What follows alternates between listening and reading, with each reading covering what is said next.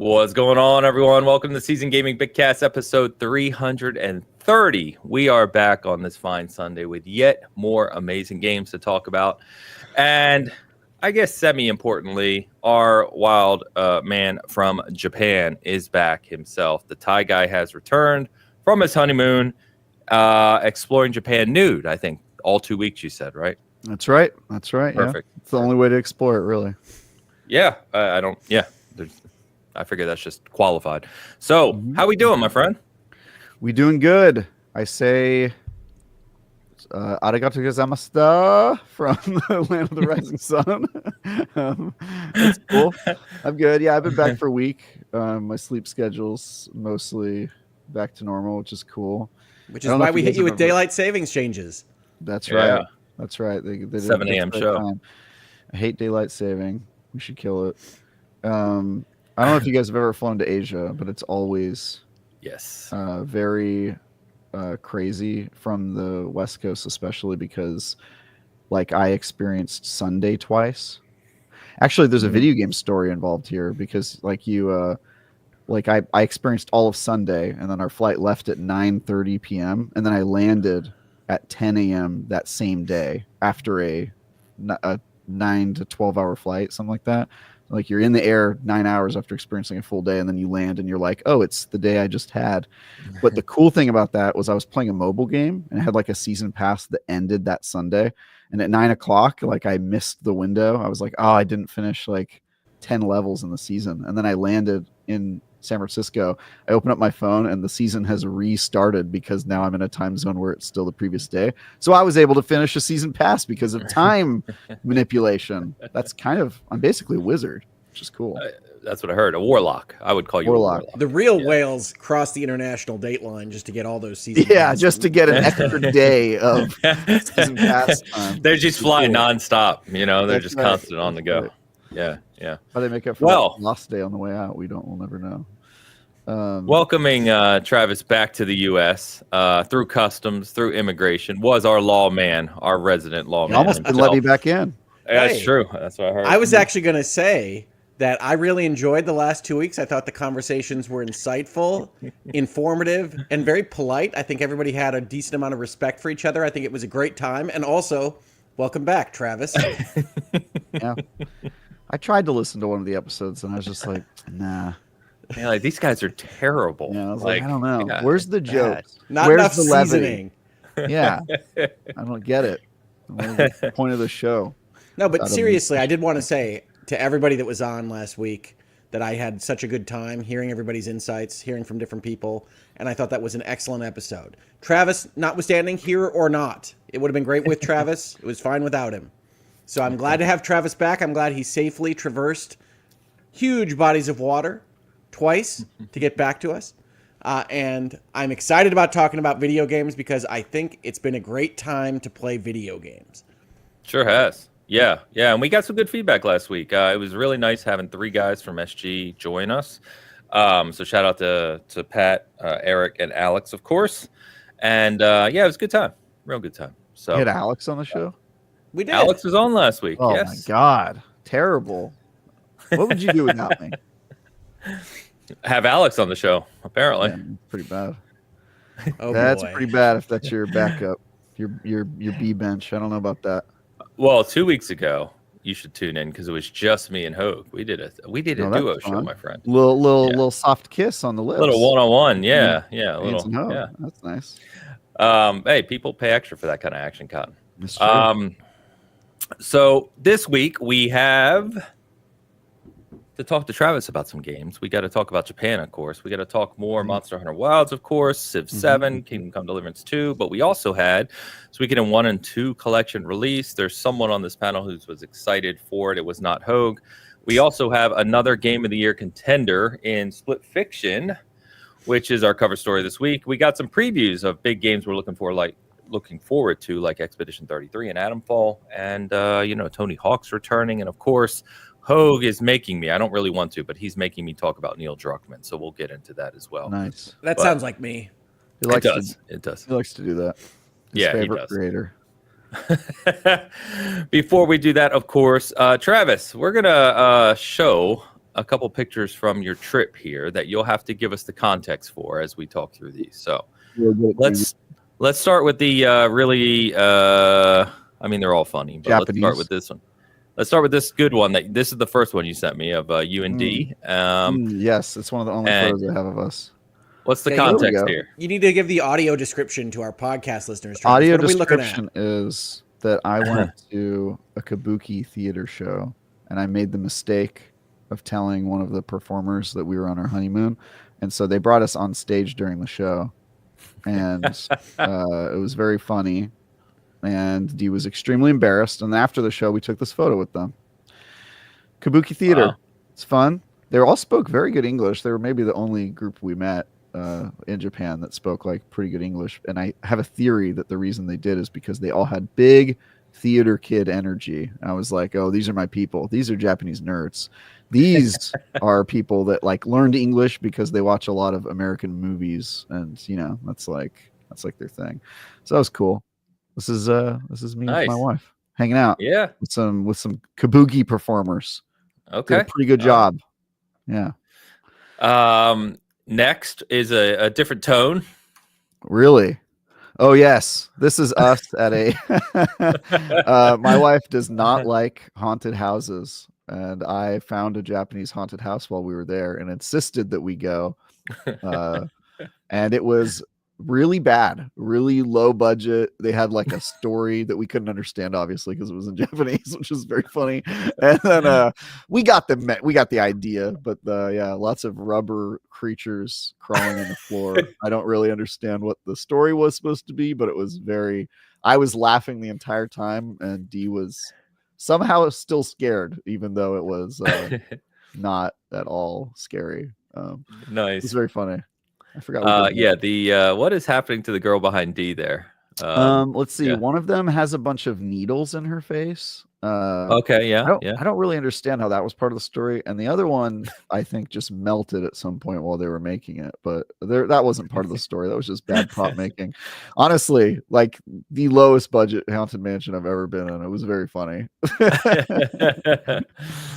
And finally, one that obviously has strong relevance to our show here and you and your interests.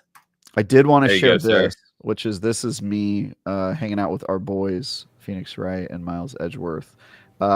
This was actually an important part of the trip, which is I made holy pilgrimage to an amusement park because it is a place where they have 3 cases, Phoenix Wright cases that you can play that are exclusive to this theme park, and I think one of them is canon. And so this was the only Ace Attorney thing that I had never played because it's only available in Japan in Japanese in a very specific theme park that you have to visit. And so this is one of the things I insisted we do. I was like, we got to do this. I haven't played this Phoenix Wright case, and I need to know what's it about. It was in Japanese, so I had to use a Google Translate app and take a photo of every screen and then translate it over to understand what was happening, which we did, which made every case take like an additional hour above what it was supposed to. But we did get through all of them, and happy to say I solved all of the cases. They're not very good, which makes sense because they're exclusive cases that are at a theme park, but we did it. And that's the important thing. I'm a completionist, if nothing else. I just want to know why Phoenix is pointing at the ground. I don't know. Isn't his point a little bit more upward? Again, they love to make things out of plastic in Japan, and I think quantity over quality is their method. Like we encountered a lot of like, oh wow, they went through the trouble of making this, but they really didn't put that much time into it. They were like, just use some plastic. That's what we're trying to do here in this country. We're trying to use plastic as much as possible. Well, you fit right in. You could live in that universe. Man. Also, I do not believe that 2 Japanese lawyers are taller than me, because I'll tell you, I was pretty tall in that country. I'm only 5'8", but like I'm a giant. I'll tell you, we stayed in an Airbnb, right? So it was like an actual Japanese home, like an apartment on the outskirts of Tokyo. So we were living like a very authentic Japanese life. Like I went and brought my suits to the local dry cleaner. You know, we were walking around, going to the grocery store, people riding their bikes, getting on the trains and stuff. And I had to duck I could not stand at my full height in this house. Like the ceiling is like right at my head, which is very funny. I'm not used to that. My ceilings are, unnecessarily large. D had no problem. D had no problem. She was like, "This is great. I can reach the top shelf in the kitchen. It's awesome." But I needed a little bit. I was a little claustrophobic, but that's okay. It was good, man. What else did we do while we were there? We went to you appreciate this, Ains. One of the days we went to like one of their main like cultural centers, and we saw all these people dressed in black, and we were like, what's going on today? So we Googled it, and we were like, oh, it's the Emperor's birthday. That must be what's going on. It must be why everybody's dressed in all black. And we were very wrong, because we continued to follow the crowds, and we found out it was not because of the Emperor's birthday, although that was coincidentally the day that it happened. It was because they were all attending a Lunacy concert, which is a metal band from the 80s in Japan. And it's like they're Metallica. Like they have a very like American metal band sound, except for they're in Japanese. They were a bunch of goths showing up for a reunion tour of a band called Lunacy. That's awesome. And so we attended the concert just on a whim, and it was very funny because we got to see what their goths were up to. So I thought you'd appreciate that. I was confused where you were going with that. I was like, I do not have a strong affinity for emperors, so I didn't know where you were going with that. Yeah. No, I was thinking about you. I was like, oh, Ains would appreciate that we went to this metal concert. Yes, that is cool. For no reason. They were actually pretty good. I mean, they're older, so it's like one of those things where you're like, okay, I could tell this is not them in their prime, but it was very cool. And also, I didn't know the Japanese had a goth culture, so that was kind of funny to see. Of course they do. Yeah, of course they do. Yeah. That's awesome. Well, that's cool. So audio listeners, if you want to see those pictures and have the context as to what Travis is talking about, you can check out the video, of course. But that's cool, man. I'm glad you had a great time. And somebody's asking about video game stories. I do have a lot of video game stories, including the fact, which this kind of will lead into our next topic. They said stores, but yes. Oh, video game stores. Okay, all right. I did go to those. However, the main thing that I experienced in Japanese culture is how central video games are to their culture, because it's like one of their main industries. Like they're very proud of it, right? Because they've got PlayStation and Nintendo there. Being in Japan for a Monster Hunter release is freaking crazy, dude. It is crazy. I'm sure it's like everywhere. Oh my God, dude. I was like, this is like, video games are so... they're mainstream there. So you see like middle-aged moms playing the Switch on the train. Like I was traveling around and like seeing like how common it is. And they use video game characters for everything. Like they use Pikmin to track the progress on the train station. And so there's like a little video screen. You see the Pikmin progressing from stop to stop. And I was like, that's like, video games are such a small part of American culture, because our media culture is so huge. Like there's no room for video games to be the main character when you have like our music industry and everything around it. But there it's like one of the main things. And so that was very, very interesting.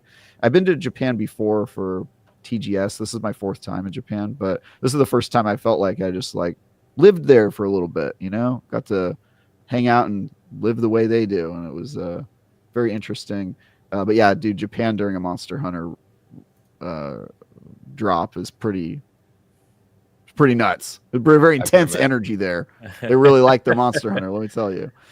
Well, apparently the world really likes their Monster Hunter, because in just 3 days and 72 hours, that game sold over 8 million copies, which is bonkers. You can check the tape. We all said that this game was going to sell through the roof. Yes. And they were all in Tokyo the day I was there. That was all 8 million copies. All 8 million right in Tokyo. Yep.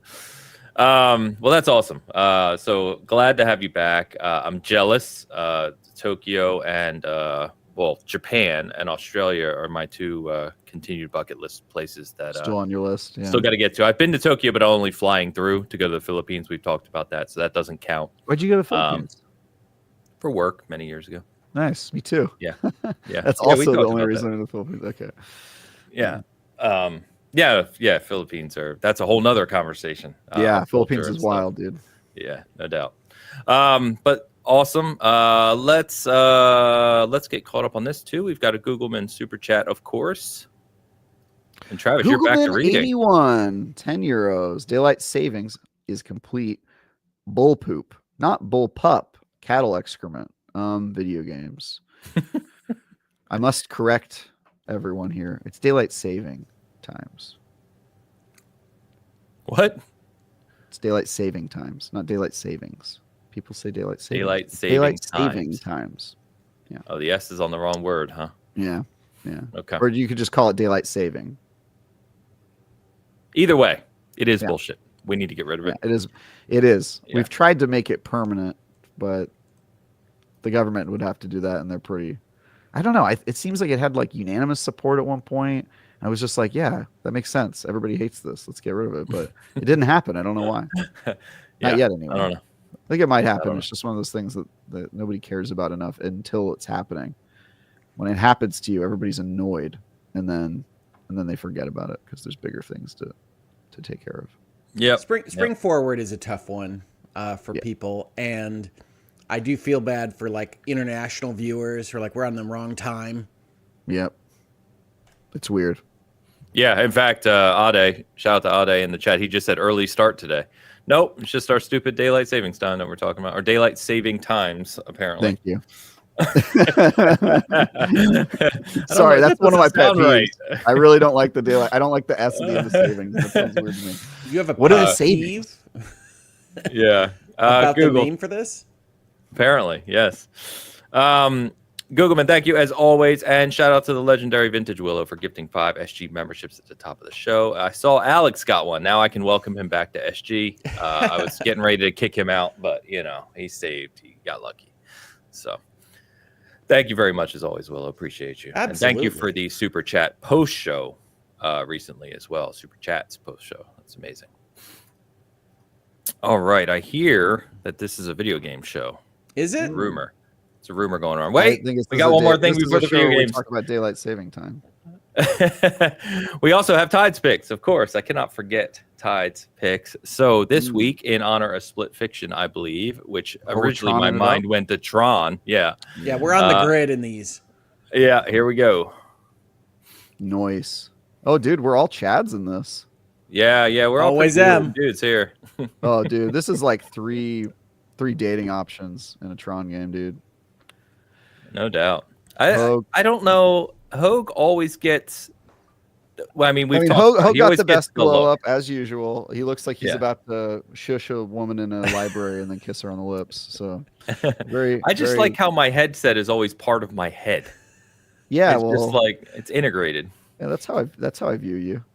Yeah, I've never seen you without it, dude. When you came to my wedding, you brought the headset, and I was like, "That's true." I looked just like this at his wedding with a suit. That's right. I think he's a cyborg. I think the headset is an alien that controls his body, and Ains is somewhere inside that body, like in the sunken place, not fully in control. So, yeah, I don't know. That's a pretty good version of me, though. I'll take it. Yeah, I like it. Yeah, I'm also looking pretty good here. I kind of look like Cyclops from the old X-Men movies from the 2000s. Yep. Yeah, natural brown hair. Douchebag. Yeah, I got brown hair. I think, good job for that. That's nice. And I think I'm wearing a suit even, which is interesting. I think it does look like a Tron tie suit. Yeah, I'm into it. Good job, AI. You win this one. Thank you, as always, Tide. All right. So let's get into some games here, boys. So we'll jump to this one first just to get your opinion. So Travis, I know you were playing Monster Hunter Wilds. We just talked about the crazy release and how big of a game it's been. Yeah. We obviously talked about it last week. That's why we had people on the show and everything. But how are you feeling about this game? Like how much time you have in it? Where you at? What's going on? So I have not played the game since it came out, but I was a part of the review period where Tom gave D and I copies of the game, and we were helping him out with it. We actually ended up not really playing a lot with him because I got put on the Avowed review and ended up having to hop off. And then by the time I logged back on, everybody was ahead of me. But I think I've got 30 or 40 hours in it, something like that. And we're working our way through it. I have not played it since it came out, just because I've only been back for 5 days and have spent most of those catching up on stuff. But it's a good game. It's Monster Hunter. Monster Hunter's sick. It's got some really cool monsters. It's got some better onboarding than other Monster Hunter games, although I would say probably still not as good as it needs to be, but still good. Agreed. Better. Good improvement. Playing online is still a nightmare. The organizing Yes. of the games, still pretty bad. That's classic at any Japanese game with multiplayer. They're going to make you work for it if you want to play with your friends. Yeah, I mean, I like these games. I hope they make them for 1,000 years. Fighting monsters is fun. I will probably play more of it. But yeah, probably play more of it. That's going right on the box, on the tin. I mean, look, that is a compliment for me, given that I have to review 27 games a year or whatever it is. So it's going to be a miracle if I ever get back to a game that is already out, especially with GDC coming. Like, frankly, I'm so busy with the next 3 weeks are going to be crazy for me. I have so much stuff planned. So yeah, more on that in weeks to come. I'm actually disappointed a bit because I had multiple companies, shockingly, which surprised me, reach out to me to ask me if I was coming to GDC, and I said I wish I could. Why don't you come? I got a couch, dude. We could have caught up again. Yeah, we can talk offline, but I've got work, travel, and other stuff coming up, so I couldn't make it this year. Yeah, GDC is like the new E3, man. Like every year, it seems like more and more devs do like reveals and business stuff behind closed doors and like preview games and all that, and so it's just becoming part of the industry, really embedded in there. And so yeah, I every year I end up working on more stuff, and I've got some really exciting stuff this year, some unannounced games, some deep dives and stuff that we've heard about but haven't really seen anything like gameplay wise. So it's gonna be really cool. I'm excited to cover it all and share it with you. Nice. Hogue, have you continued your Monster Hunter journey? I have. I know because Travis definitely watched the entire episode that we taped last week. He did. He's aware that I was a bit cold on Monster Hunter Wilds going in. I really don't like the aesthetics. I really don't like the kind of mishmash of textures and the way that characters actually look in this space. The environments are cool, but they're very muted, especially at the start. And so I have some various issues with this game. But the core of Monster Hunter, of actually going and hunting monsters, is still fun. And so I was able to get back into just doing that and trying to ignore the copious cutscenes and all the time wasted on this pointless story that Capcom has put in this game. And I don't say that as someone that hates story. I love story. But it's just a waste of time if you just say, here, we're going to have our cast talk for 10 minutes while you walk between villages, and this new village is just like the old village that you left, but thank you for spending your time with us, because you can't skip just one line. You have to skip the whole 10-minute sequence, or you're gonna not be able to get context for anything else that you're exploring. So I hate the way that this is presented. I think that you actually have to tell an interesting story if you're going to spend this much time on it, or don't bother. But the actual hunting of monsters, especially with multiple people, is enjoyable, and I like the game for that. Fair enough. Yeah, fair enough. I continued playing after last week's show. I finished the low rank, which I think is the first 3 chapters of the game, and then I'm in late chapter 4, I think, right now. So I think I'm at Hunter rank. Hunter rank sneeze, apparently. Hunter rank 24, I believe. So kind of going through, and I like that it opens up more now. That's really what I was looking for. So I played a couple sessions with some of the guys of just going out into the wilds and hunting whatever monsters you find, which is what I wanted from the beginning. To your point, story did nothing for me. I skipped most of those cutscenes. Whoa! Just bored me to tears. And the kid, Tata, whatever his name is. Nada. Yeah. I wish, there's a joke there somewhere, but terrible. So, it's really right there. It's for the taking, bro. Other than that, like actually getting into the game and just going out with friends, hunting monsters, building upgrades, that kind of stuff. It's a really good monsters have you seen? I guess you're expecting me to name these monsters? I don't know. I was coming up with my own names for them. There's Squib. There's Squid. Yeah, there's Squidly, dude. Squib with B. Squib. Probably. I fought multiple dragons with different elements. Elemental affinities, yes. Yeah, there's a T-Rex that just makes a really weird sound when he swings his tail around, whatever the hell that thing is. There's floating air rays, like sea rays, but they're air rays. They just kind of float around, and look like. I know the monsters are cool. They got a lot of cool different animations. They do a lot of cool different things. It's fun to hunt them. More do you want? It's a monster hunting game with cool monsters. Yeah. Let's go. And the cut scenes with the monsters are very cool. Yes, those the are the best Godzilla, cutscenes in the game. Intro cutscenes are fine. Yeah. Keep those. Skip everything else where you try to tell a story, Capcom. Honest to God. But I had a good time with it.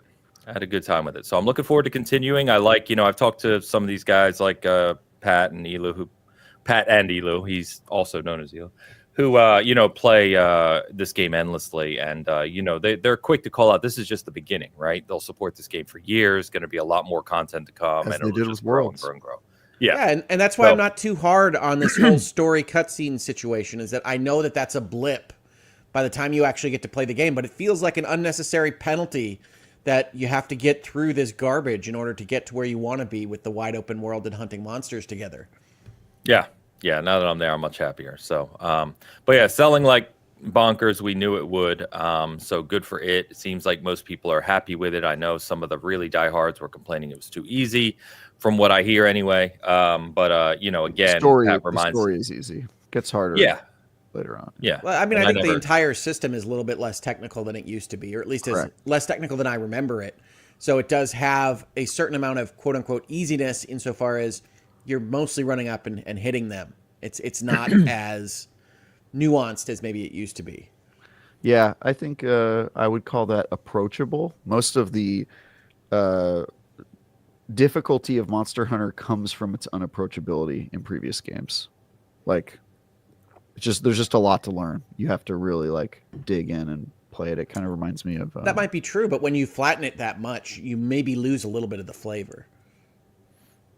I mean, that's what people say about Souls games when they started making those more mainstream because they were easier to understand, and people were like, "Oh, it's not the same because it's not as obtuse and impossible to understand." And I kind of view that as the same sort of journey. It's all right, well, now more people are going to get to enjoy that, and that's going to make hardcore people who kind of liked that it was unapproachable. But you're assuming their reasoning there. I'm saying that outside of gatekeeping, there can just be an enjoyment of digging deep into some of the nuances of this, and if you flatten all of that out, it's just not there anymore. I'm not assuming their reasoning. I've been a part of the Monster Hunter community for a while, and I think that is a pretty common sentiment. Sure, there's a lot of people that like to gatekeep. That's fine. I'm saying it's not necessary for you to be a gatekeeper to miss some of that flavor. Sure. Yeah, and I don't think it's necessary for you to be a gatekeeper. The same with the Souls games. Some people like those old Souls games because the unapproachability was kind of charming, and I would say it's kind of the same for Monster Hunter. But I still think ultimately, if you want unapproachability, you can always play the old games, and I don't think it's wrong for Monster Hunter to make their games more approachable and more playable by more people. I view that as a good thing, and it's not like they're taking anything away from the old games. You can play those. Well, I was going to say I don't know. I'm not educated enough on Monster Hunter to speak to the late game, right? I don't know if the late game in this is as deep as prior Monster Hunter games. I'm not that guy. So I'm never hunting G ranks or whatever. That's not where I'm going to live my life. But it does feel a little bit more like you're clubbing things in the face, and that's the extent of it, more than it used to. I will tell you, as someone who plays competitive shooters almost every day and all the time, and pretty much every modern game, you run with your left stick, right? You click in the left stick and you run. Being a bow user, where when you click the left stick it puts away your bow, has frustrated me to no end many times. It's just my brain cannot comprehend not being able to just click and run with my Japanese controls are unhinged. I think the thing I've had struggled more with even understanding the items and all the stuff in the game, because, I like those types of games where you have to dig into Hoag's point. That doesn't bother me. But the controls and just fumbling around with pushing this and holding this bumper to then use a D-pad while you're hitting triangle. It's what am I doing here? That does happen. I'm God, I'm always hitting the wrong thing, even after. There's been a lot of games with really weird control decisions recently. I think we talked about Avowed's pressing B to jump, which is absolutely insane. Stuff like that, where it's just what are they doing? Yeah, Well, moving between Avowed and Deliverance is quite a thing. That is difficult to do. Yeah, that's yeah. Still playing a lot of that, by the way. Yeah, so I was going to touch on that next because I know we want to talk about the games that released this week, but I wanted to just update on some of the current ones. So KCD 2. So the beginning of this week, I really dove into Monster Hunter because I promised the team I would, and I wanted to make sure I put enough time into it to really kind of get it. So I'm into that, but I went back to KCD 2 because that's where I've been living for the past few weeks, and I'm even more engrossed in KCD 2 now than I was previously because I got to the section in the middle of the game where it's like several hours of story and like main stuff that happens with the characters, and now I'm in the second region, and it's expanding out further. So I'm about 60 hours in now, and I just got to the second region, and the story's expanding. And I'll tell you what, like, I know I have already praised this game the past few weeks. My praise is just getting higher and higher. It is phenomenal. The storytelling, the characters, the cinematics, the way the world comes together. They're doing things that I have not really experienced in a game often at all. And I'm incredibly impressed. And I only just got to the second region, which is crazy. I'm 80 hours in and still haven't seen the second region. So go to the wedding, Travis, for God's sakes. I went to the wedding. I got the first message about like you're reaching a major point. So I assume I'm at the part that Ainge. That's the point I'm talking about. Yep. Yeah. Where there's a bunch of story happening. People are getting in trouble. Yeah. I can feel the second region, especially since my map is just goddamn empty. Like there's nothing. They're like, hey, you have a couple hours to go do whatever you want. And I look at the map and I'm like, no, I don't have a lot to do. That's not how I play a game. I was the same way. Also, at 70 hours, I learned that there's a fast travel in this game. What? This is like when I told you that the opponent's hit points are on your bar. Did you guys read any of the... That I didn't know. I read it. But look, I will tell you, yes, did I spend way too much time riding around my horse? Yeah. But you know what? My horsemanship is so high. You get horsemanship points as long as you're on your horse when you fast travel. You still get horsemanship credit. Not the same way if you're doing it manually. I'm telling you, my horsemanship is through the goddamn roof, Hogue. It's crazy. But that's one of the cool mechanics of the game is they have the kind of board game shuffle deck of events that happen when you fast travel.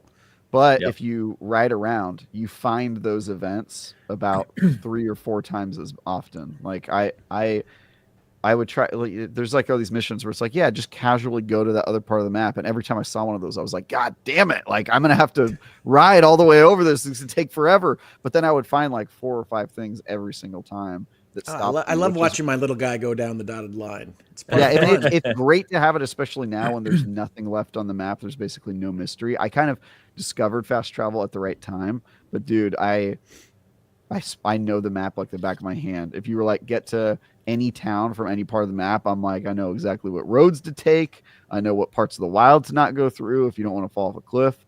I got you, bro. I memorized this first region. So yeah, I did everything. I'm glad I didn't discover it. I did not memorize the first region. Excuse me. Also, if you had questions about how I'm playing 80 hours and I'm still behind Ains, there's your answer. You're a completionist. I give you credit. I did every single side quest as well. Yeah, but you fast traveled.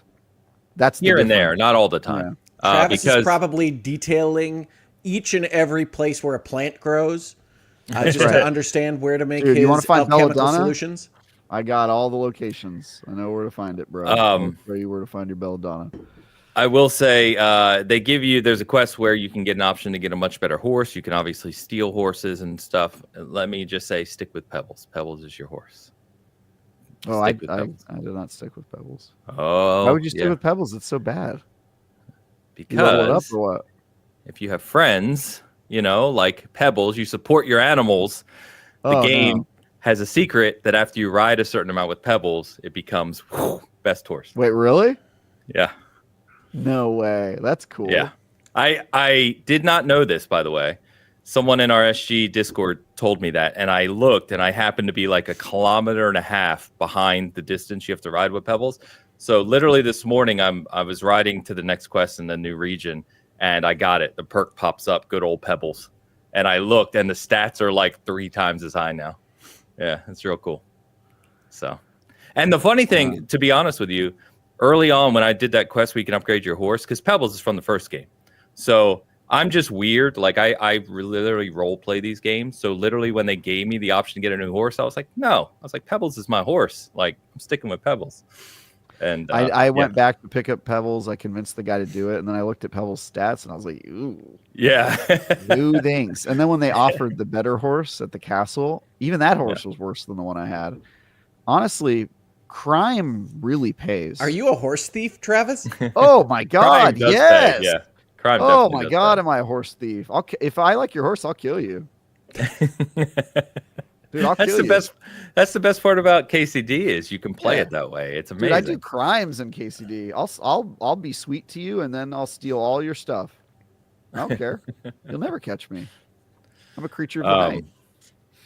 But yeah, I thought the wedding. I talked about the wedding a couple weeks ago, like how well orchestrated that was from a quest design perspective, and the part that Travis is on right now, where you get that point of no return and the middle point. Was even better. It's just fantastic. Did you smash at the wedding? I'm trying to think if that was before or after or both, because there's been a couple times. I'm trying to decide whether he means at his wedding or in Kingdom Come Deliverance. Oh, I know he smashed at my wedding. I was there. Oh, yeah, he was there. Who the hell else would hold the camera, Hogue? Come on. Yeah, come on. My cinematography is... Yeah. Really good job. Anyway, sorry, moving on. As the host of Bitcast, he got prima nocta, as we all know.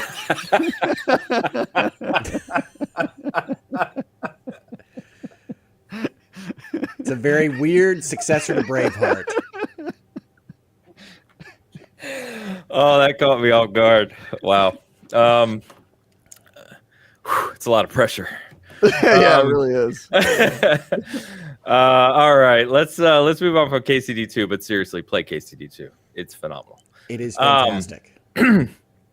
Suikoden 1 and 2. Hogue, you were this was, I believe, your most anticipated game of 2025, at least yes, prior. when you asked me at the start of the year, the remasters were what I said I was most excited about. People that watched us for the last couple of years know that I was really excited about these remasters coming out last year. They obviously didn't, but they're out now. It's a very exciting time for a Suikoden fan. If you don't know Suikoden, this is a Japanese role-playing series from Konami that actually had a number of entries. Looked like it was going to compete with the big horses, Dragon Quest and Final Fantasy, and then Konami dropped off the face of the earth. Big horses? Can I steal them? Yes, you can steal them. But now that Konami is trying to at least tiptoe back into game making in some respects, it looks like Suikoden is one of the series that they are trying to bring back. They had a number of announcements this week to go with this launch, including that they're doing an anime of the plot of Suikoden 2, and they're releasing a mobile game called, I think, Starleap in the Suikoden universe. This series is special in JRPG land because, unlike Final Fantasy, unlike Dragon Quest to some extent, it doesn't have the same kind of emphasis on monsters and magic.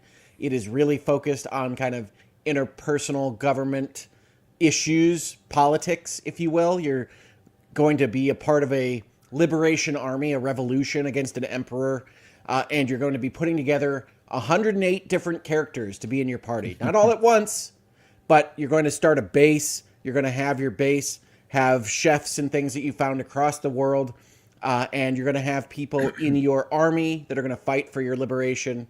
And it is unlike any other JRPG series out there. Suikoden 2 in particular is one of the best ever made. Suikoden 1 is still great, but Suikoden 2 is when they took the plot and really advanced it way down the field. So I love this series. I will say these remasters are not as impressive as something like the Pixel remasters in the Final Fantasy series. They aren't doing as much. Basically what they did is they gave high-res backgrounds to the areas. They gave high-res portraiture to the faces that pop up when people talk.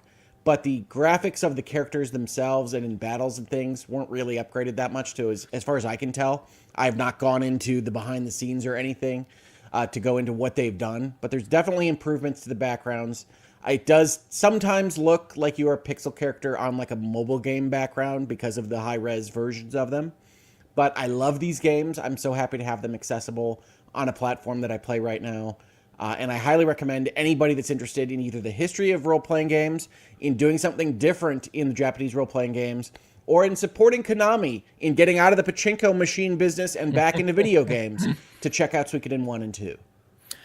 Yeah, and just to be clear, if I recall correctly, because I haven't played these games since they were new back in the day, but Suikoden II was a huge step up from 1, right? So, like, if you're buying this collection and you're new to it, just be aware that 1 was kind of setting the stage, but 2 is where it really kind of came into its own. 1 was successful, but 1 is a simplified version of 2. 2 is the step from maybe Final Fantasy 1 to Final Fantasy, what we would see is 4 here. Where it really adds character and story to what is the system that they now have established from 1 that works, which is having the 6 people in your party, having the base that you build, building the army up. And then they add much more Japanese-style drama to the setting in 2. So 2 is better than 1, there's no question, but 1 is worth playing. Cool. Awesome. Yeah, I don't have time to go back to these. I don't even know if I have interest, but I agree with you in the sense of it's good to see this from Konami. I literally was at on Friday, I was at a casino, and sure enough, playing slot machines with Konami on it, and it always makes me sad seeing that name where it's like, this is what you're doing? Really? Yeah, I hope. Yeah, I hope they get back. Suikoden 1 and 2, Metal Gear Delta, I am looking forward to them trying to get back into games, even if they are slow to do so. Silent Hill 2, obviously, last year was a big success. The only contribution I have to this conversation is that I'm extremely disappointed in their naming of this remaster, because they could have called it Sweek Again. I suppose they could have. Sweek Again, 1 and 2. Fair enough. It's like a remastered edition. Yeah, exactly. Yeah, exactly. War Mastered, was that the War Mastered was another War one. Mastered, and then they did my favorite Definitive Edition for the second game. No, come on, Definitive. That's amazing. These are not good puns. You're just making words. Definitive is a good pun. I will fight you on that, bro. This is a collection in one package, right? And is it $50? I think it's I think it's 50. I had pre-ordered a little this much because I was a little so excited. Expensive, I thought. I mean, I don't know if it is too expensive or not. They are 2 pretty big RPGs. It is more expensive than all 6 of the Pixel remasters, so maybe that's the direction you want to go if you're just looking to be in Pixel land. I'm waiting for it to go on sale. Yeah, absolutely. Wait for it to go on sale if you want to save some money. Games go on sale. I'm not going to tell you different. Do they? Nice. I learned something. If they're Ubisoft games, immediately. Still haven't played my $10 copy of the game that will not be mentioned. Speaking of JRPGs, this would be a good time for me to plug the fact that I did a preview of Atelier Yumia. Any of you guys? Please do. There's a guy that's hugely interested in that. Shout out to Lewis at SG, who's really excited about that. So please do. Well, you can read my preview online at IGN.com. I don't want to read it. Just read it to me. But we're here right now. I played a game called Atelier Yumia, The Alchemist of Memories and the Envisioned Land. Japanese love their long titles. This series always does that double title. I don't know why. It's because the Envisioned series is a part of a subcategory of this series, because this is a game with 24 mainline entries, and they are divided based on whether they're in the Envisioned series or in, I'm forgetting what the names are, but they're basically subcategorized in a really. But especially when they have multiple games in the series with the same main character, it's impossible to tell which one was first. It's always the Golden Ship and the Hidden Mirror, and the Diary of Lost Destiny and the Tree of Deceit. Yes, well, this one, know which one's first. This one's easy because you don't have to know which one's first, because none of them have any of the same characters unless the Atelier is the same name. So they have the Atelier Ryza series, and there's 3 of those, and those are obviously part of the same game. So and those have numbers, so they did help you there. Do the Ryzas have numbers? Ryza 3, is one of the last one I played. So Atelier Yumia is the next one in the series. It's also the first one on the Xbox platform, so you might care about that. which we don't get a lot of JRPGs in the Xbox platform. I can talk about the first. This is complicated because I have a review copy right now that I can't talk about, but I can talk about anything that I did in the preview, which is most things. If you like JRPGs, this is a JRPG, kind of a cozy game in that it's like pretty low stakes. Like most of it, you're going around collecting items and doing alchemy, crafting stuff. Crafting's a big part of the game, and yeah. If you like JRPGs, I played that one. You get to ride around on a motorcycle. That's kind of cool. I do love it when you're up against embargo and you're like, yeah, I don't know what I can say. I thought I was going to be able to talk about this, and now I'm thinking about it. I'm like, technically, I have a review copy, so I can only talk about. But I played like 5 hours as part of the preview, so I could talk about a lot of stuff. You need a severance chip to be like, what did I learn in the first 3 hours? When do you know when the embargo for the review is? I think it's can you like say 2 weeks from now. Oh, it's a little ways out still. Yeah, it's like a third week of March release, right? So yeah, okay. I mean, it's a JRPG, so I will say the cool thing about JRPGs is they always give code way early, which is kind of nice. Cool. I like the Atelier series. I feel like I should like it more because I like the concept of being mostly an alchemist before you're a battle warrior. But these games in particular lean so heavily on Japanese anime tropes that I don't necessarily vibe with so well. They are very, very like JRPG to the max. Like you will see a character and be like 3 seconds in, I know everything what to expect from this character. You thought I was going to be interested in this? No, not at all. I just thought you'd be interested in the fact that it's on Xbox. That's kind of cool. Japanese games being on Xbox, we need more of those. Agree. Yeah. In any event, I think it's a good series. I like it quite a lot. It's very colorful visually in most of its entries. And the alchemy is always done a little bit differently when you change the main character of this series, and that's interesting. I just think the actual characters and plot and story have never really connected with me in the way that I would like. Gotcha. Embargo is Wednesday, March 19. Oh, no. Sorry, Friday, March 21. Yeah, so I can't talk about this like anytime right soon. After Shadows. I was playing this for preview, and now I'm watching D play through it on our review copy. I don't think I'm doing the review, but they gave me a copy because I previewed it, and so I've been having fun with it. JRPGs. Okay. Yeah, good. Cool. Yeah. Well, speaking of JRPGs, we got an awesome preview this week that I'm super excited to talk about. Can we talk a little bit about Expedition 33, Ains? We can, but it's not a JRPG. Oh, yeah. It's a JRPG made by French people. It's an FRPG. Don't steal their games. I think it's important to understand that JRPG is talking about genre qualities and not the origin of the developers of the game. That's where it started. I will tell you. Japanese people largely disagree with that description. Even the people making Expedition 33 frame this as a JRPG. Fair. Okay. But let's hope it's better than that. It's cultural appropriation, Hogue. I think we can all agree. 1, I don't agree. 2, I don't care. 3, this game looks awesome.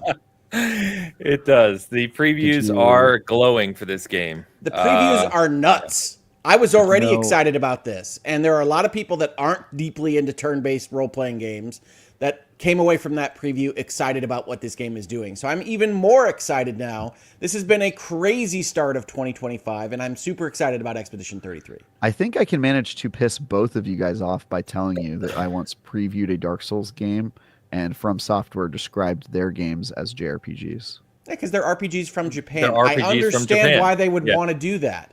Okay. But in our discussions here, I want to make clear when I'm referring to a JRPG, I'm referring to a certain set of genre conventions and not where the developers happen to be born or are currently residing. And I have he hates French people? Yeah. Yeah. Honestly, that's me. I love Ubisoft, but I hate French people. It's a strange thing. Strangest thing. I mean, Hogue, I have to say, this all sounds very racist to me. And how is this racist? Take me down your logic path. It just is. It just is? I do not accept this. I will not accept your labeling for it just is. You don't care about the Japanese people and the things they create. Travis is back. About French people. It's all pretty racist. All pretty racist, bro. Who doesn't care where you're from? I'm giving an entire genre the credit of your people and their name. How is that racist? Unless you're French. Yeah. You're killing me, Travis. No. You have to at least explain yourself. It's a talk show. Don't have to. Don't have to do that. I can just make claims. I can just throw things.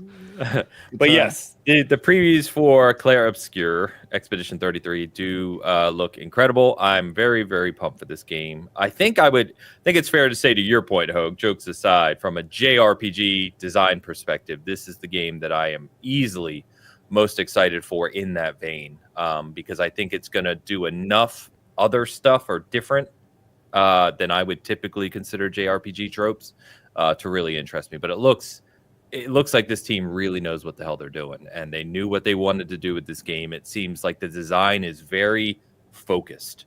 You can tell games where like they kind of floundered for years and they didn't really know where they wanted to land with it. Mechanically, this game, it looks like they had a plan, a story, a design, and at least from the surface, it looks like they're ready to crush it. So yeah, I'm excited. And by the way, this is not only is it on Game Pass day one, which is a huge thing for Xbox and Game Pass, it's also a $50 game. Did you know that? Again, this is one I have pre-ordered, so I don't remember what I paid. Yeah, it's a $50 game, which seems, because everything I've seen of it, the way they've talked about it, the world design, the story, it looks like this easily looked like a normal $70 release to me. So the fact that they're releasing this for $50 is kind of interesting. But I know the people I speak to, at least, and anecdotally, are pretty excited about the fact that they're not only game doesn't only look this great, but it's a $50 release as well, which is pretty cool. Yeah, I think it's going to be fantastic. Late April, super excited about that release. And I think it's been maybe one of the best beginnings of a calendar year in video game history. Like, if we counted April as first quarter, which we don't because it's not in the first quarter, but if April were somehow squeezed into that time period, I think it might be the best first quarter that I can remember in video games. And this has just been a wonderful time to be alive. It's well, that's a whole different topic, but for games, yes, it does look fantastic. Let's hope it lives up to the hype, obviously. The other game that I wanted to mention in terms of previews this week that we got, which surprised me, I don't know if you guys have checked this out, but is Atomfall. So Atomfall is from Rebellion, team who's done like Sniper, not Elite, right? Is it Sniper Elite? Sniper Elite. And when I first saw this game, I wasn't too excited about it. So this is like takes place in Britain, I think, post World War II. And it's got some kind of, energy around it where they're doing like nuclear experiments and radiation stuff. And I was just like, whatever. And then this week I don't know if you saw, they did like a 12 or 13 minute deep dive where they showed off what the game is actually like to play it. And suddenly I am much, much more excited about this game. I should check that out. Yeah, please I didn't know do. They had that. Just came out. There's also, Alice did previews of it as well. And it is, it's really focused on exploration. It's focused on ambiguity, not ambiguity, like, your ability to basically kind of research things how you feel. So they really just want the player to drop in. And, I preach about this all the time. Go figure stuff out on your own. So go explore. You can uncover side quests by just talking to people. You can track things down. There's, mysteries to solve and, items to uncover. And it really surprised me, the scope of that game, that I didn't expect when I first saw it. Because I wasn't interested in this game at all when I first saw it. And then, after watching this deep dive, I'm pumped for it now. And that's another game that's releasing here soon, very soon. Is being released. Yeah, this is one that I was definitely not interested in. I still am not interested in sitting here right this second. But I do think that it's paying the penalty for We Happy Few. Like when I saw the previews for this, when I saw how this looked visually, I think in my head, I thought, we were excited about a game that looked like that once and it didn't turn out great. And so for whatever reason, Atomfall is currently in that bucket in my head. So sorry about that, Rebellion. Sorry about that, Atomfall. I'll do my best to correct for that. I didn't know you had a deep dive, so I'll check that out. One quasi deep dive that I saw this week that I don't know this is on our list to talk about is they did a video on Hell Is Us, regarding how that game plays in terms of its investigation. And I like that video quite a lot. So if Adamfall is anything like that, I will enjoy seeing what that game is like. So real quick on Adamfall, just to close that out. So it comes out March 27th. So again, we're 2.5 weeks away from another release. It's also on Game Pass, another big win for Game Pass, seemingly. And there are previews out, and quickly pulling out the previews again are really high on it. So that's good.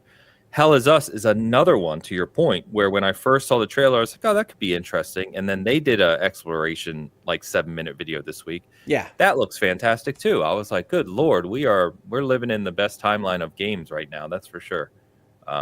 It seems like we are just I don't have time to play all these games. Yeah, no, everything that you change between games, or at least that I change between games when I'm having a good game session, everything is awesome right now. I'm playing a little bit of Wilds. I'll play a little bit of Deliverance. I'll move over to playing Civ 7, which I know has its issues. We've talked about them here. We can talk about them again if you want, but the core game design of that game is excellent and will continue to be excellent in the future. We've got an Assassin's Creed for the first time in 5 years coming out this month. It's crazy. I was going to mention as well. So yeah, Assassin's Creed Shadows is in people's hands. Alex is reviewing that for us. I am allowed to say that. Alex, getting Assassin's Creed on. Than Ubisoft planned even. Apparently, yes. People playing that right now, and the review, which we can also say, the embargo is March 18th, so 2 days before release. So we'll see in a week and a half what those shape out to be. But another game, March 20th that releases. So again, just a wild time for games. And we haven't even talked about Split Fiction yet, because I have some thoughts. Okay, we'll get there. So mentioned AC Shadows. Let's get caught up on a couple super chats real quick. Gregors is here from Poland. Gregors Watroba offers Polish marks, 25 of them, and says, greetings from Poland. Monster Hunter Wilds, same as World, is way more digestible than previous main instances. Seem to be less grindy, but sadly, too easy for me. I'm wondering why that says PLN, because Polish is Zloty. Yeah. Anyway.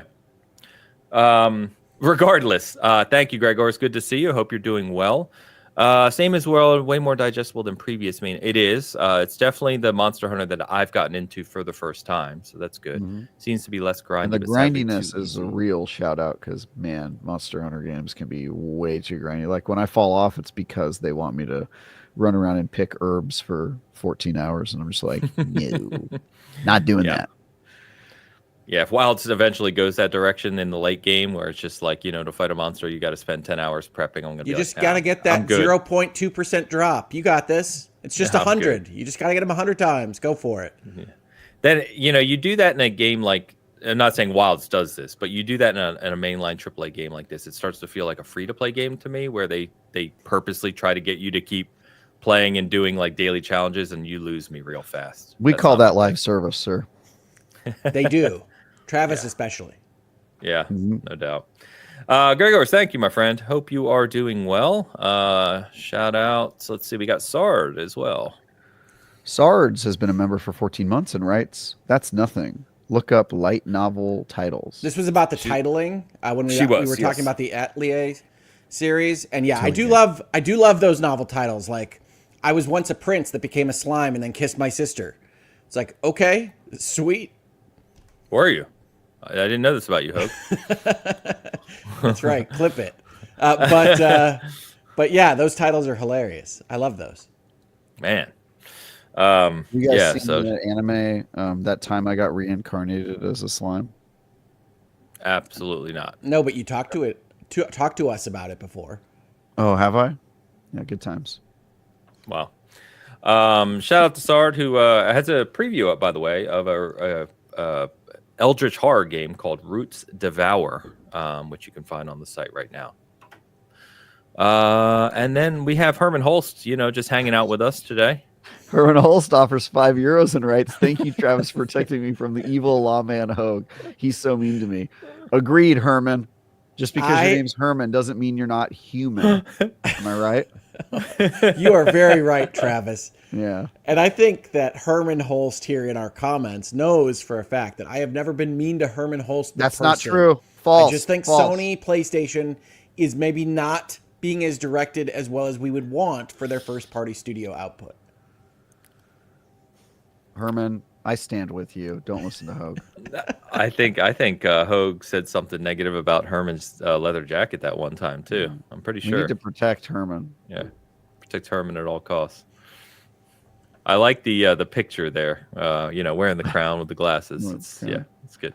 That's how I would dress if anybody ever made me CEO of something. You'd have a crown. It'd go to my head immediately. Yeah, wear a crown. I'd have a scepter and I'd point it at people when I make decisions. I think there's a reason I'm not in power. Yes, this is unfortunately the state of Michigan prevents me from giving you an employment at a law firm, Travis. So sorry about that. Why is that? Because you're not a lawyer. I could be a paralegal. Nope, you can't be within the management structure of a law firm. Oh, I can't be at the top, is what you're saying. That makes sense. Okay. We need that law in all 50 states, to be honest with you. Just for Travis? Just for Travis, yes. Yeah. Yeah, that's fair. I shouldn't be in charge of anything. Honestly, I don't think anybody should be in charge of anything. Anarchy. Oh, there's an executive order coming down the pipe. Travis can't be in management. The executive order. Sorry about that. Honestly, I can see it. Honestly, probably a good idea. Yeah. Better. I was gonna say better than the other. Never mind. Herman. I would do a pretty good job, President. Herman, while you're here and you're hanging out with us, can you get your ship in order, please? Thank you. Appreciate you. Oh, hey. Don't make me get on you too, Ains. Look, Herman, you're doing great. Keep up the good work. They loved Concord. These two, they loved it. I actually did love Concord, but that's not. I know. You're not wrong. So bring it back online. Bring it back online. Because he's the one who took it offline. If you're going to spend that much money making a game, let me play it. My daughter and I were playing Split Fiction this weekend, and one of the things that was asked of me, this is like those stories where you are asked about the family pet, is can we play that game with the spaceship again? And I'm like, no. She's like, why not? Spaceship? They took it away. Yes, the talking spaceship. About Concord. The spaceship was like the first thing that you see in the first video. So right. That's what she thinks of it as. Okay. All right. You had to be like, honey. We sent Concord to a farm up north. Game is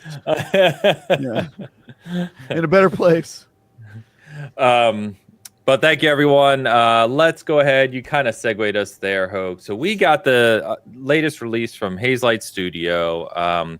We've been waiting on this one. Their last game, It Takes Two, was a huge hit, won Game of the Year awards. Split Fiction, we said leading into this, looked fantastic. It has launched. It is the highest rated kind of mainline game of the year so far. It's actually rated higher than both Wilds and KCD2, at least critically. I told you we should have drafted it. I told you. Wait, you guys didn't draft this game? I did. No, you didn't. You were Wilds first. No, I said Wilds first, but then I was like, Split Fiction should be high up there, and then you guys were like, it was already like the way taken, out gameplay, and I was like, oh, you I are can't making believe you shit didn't up. draft this. He's making shit up. I am disowning myself from messages. any relation with the seasoned gaming position in this fantasy draft. I was not a part of it. I was not invited, and I am absolutely beside myself that you didn't draft Split Fiction. He's making stuff up. He tends to do. Don't listen to him. Check the messages. So don't worry about him. Anyway, I have not played it. It was already drafted, by the way. We drafted Wild. It was drafted in the second round before it got back to us, so we couldn't have drafted it. Is the point, bro? Anyway, Hogue, I have not played this game. I've heard fantastic things about this game. Critically, it's doing well. Talk to me. At a current average of 91 or 92 for this game, I have to say that the critics have completely obliterated their reputational standing in my mind. Now, okay, but hold on, because you tend to do this, so I'm going to put you on point for a second. Sure. How much have you played of this game? I have played through what I would guess at this point is half. Okay. Of this game. I'm watching you. But at this point in my playthrough of Split Fiction, I think that there is a chance that this might be the best game of all time. The fact that it's missing 8 points from 100 makes me upset because this game is utterly fantastic in so many different ways that games cannot even compete with it on, that I think it is undervalued right now at the highest rated game of the year and the highest rated game that EA has released in a decade. Undervalued. Split Fiction. Play it right now. You will not regret it. And I really don't want to talk too much about what's in it, because other than it referencing almost every video game you can think of and maybe every movie you can think of, it has so many good ideas and is so imaginative so often that really to talk about what's in it, I think takes a little bit away from that sense of discovery, surprise, and delight. So Split Fiction may well wind up the best game of all time. And if you're interested in experiencing that, you should get it. I am not. I don't like good games. I don't want to play it. I will not. Sorry, sir. Actually, looking this up right now on OpenCritic, it is a 90, so it is 10 points away from 100. I got to tell you, critics, what are you doing? It is recommended though by 98%. IGN gave it several 10s, so. Yeah, it has gotten 10s from certain places. Obviously, it is tied actually with Wilds and KCD. All three are 90 right now critically. Nice. But I've heard amazing things about this game. It did get 10s, like we said. My wife was away traveling this weekend. I want to try and play it with her, obviously, for reasons that, obviously. This is 91 on Metacritic. Yeah, I was just going to OpenCritic. By the way, IGN gave it a 9, not a 10, sir. That IGN is gave okay. it several 10s. They're saving their 10s for things like IGN. No, you get one review score. You don't get to say we gave it several 10s. You get they one. bought like 100 international outlets. That's what he's talking about. You run a bunch of international outlets, and they all give scores. You get one. That's it. Okay. I mean, if you look online, you're going to see a lot of our reviews from different people. But yeah, it has exclusively 9s and 10s. Without getting into the substance of this game, Split Fiction has great gameplay. It has all the co-op fun that you wanted from It Takes Two, turned up to 11. It has great graphics. It has a great story connecting everything to it. It has great characters, and it is a great time. Get this game. I want to read something. And now, look, I want to be very clear before I read this. I'm not poking fun at any outlet. Reviews are personal. We've talked about this a million times on this show.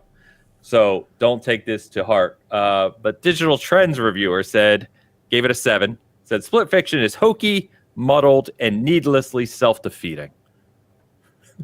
That doesn't make any sense at all.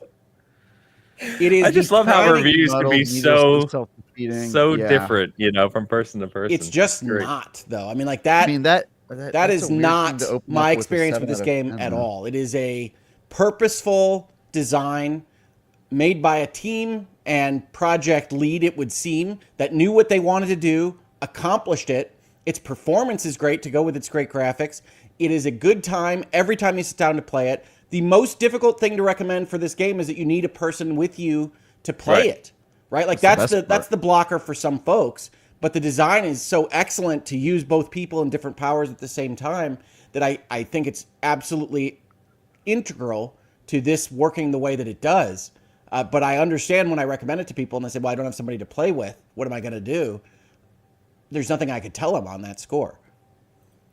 Yeah, you got to find someone to play with, no doubt. By the way, Travis, you liar.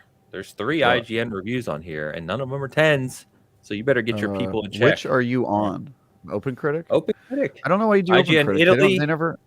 IGN Spain, and main IGN. 9, 9.5, and 9. So you guys are just crushing this game under your boot heel. And then if you look at Metacritic, which has all the scores, which I don't know what the hesitation is there, we have at least 2 10s. I think maybe 3.